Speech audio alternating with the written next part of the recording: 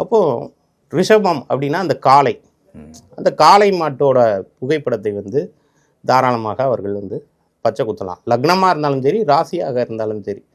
ஏன்னா லக்னம் வந்து 100% பலன்களை கொடுக்கக்கூடியதாக இருக்கும். ராசிங்கிறது 50லேருந்து 75% பலன்களை கொடுக்கக்கூடியதாகத்தான் இருக்கும். அடுத்தது மிதுனம் அப்படின்னா வந்து பார்த்தீங்க அப்படின்னா அது வந்து உங்களுக்கு வந்து ஒரு புதனை குறிக்கக்கூடியது, ரெட்டையர்களை குறிக்கக்கூடியது. இப்போ உதாரணமாக பாருங்கள், மிதுனம் வந்து அமெரிக்கா.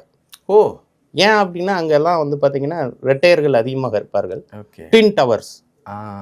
அதே மாதிரி இன்டலெக்சுவல்ஸான நபர்கள் எல்லாம் அங்கே தான் போவாங்க. நாசாங்கிறதே அங்கே தானே இருக்குது. புதன்கிறது தானே உங்களுக்கு அறிவு சார்ந்த விஷயம், புத்தி சார்ந்த விஷயத்தை குறிக்கக்கூடியது.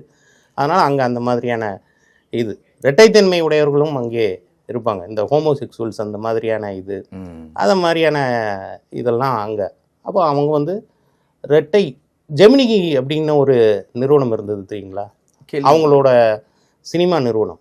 அவங்களோட சிம்பிளே பார்த்தீங்கன்னா ஒரு 2 குழந்தைங்க வந்து ஒரு பிபி ஊதிட்டு இருக்க மாதிரி இருக்கும். அதை கூட வந்து நீங்கள் வந்து டேட்டுவாக குத்தலாம். மிதுன ராசி மிதுன லக்னமாக இருந்தது அப்படின்னா அவங்களுக்கு வந்து ஆனால் சந்திரன் கெடாமல் இருக்கணும். லக்னம் வந்து மெயின் அப்படின்னு நான் சொல்லியிருக்கேன்.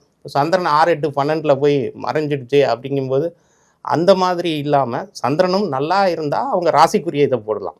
இல்லை லக்னத்துக்குரியது தான் மெயின், ப்ரைமரி வந்து அது, செகண்டரி தான் உங்களுக்கு வந்து ராசிக்குரிய இது.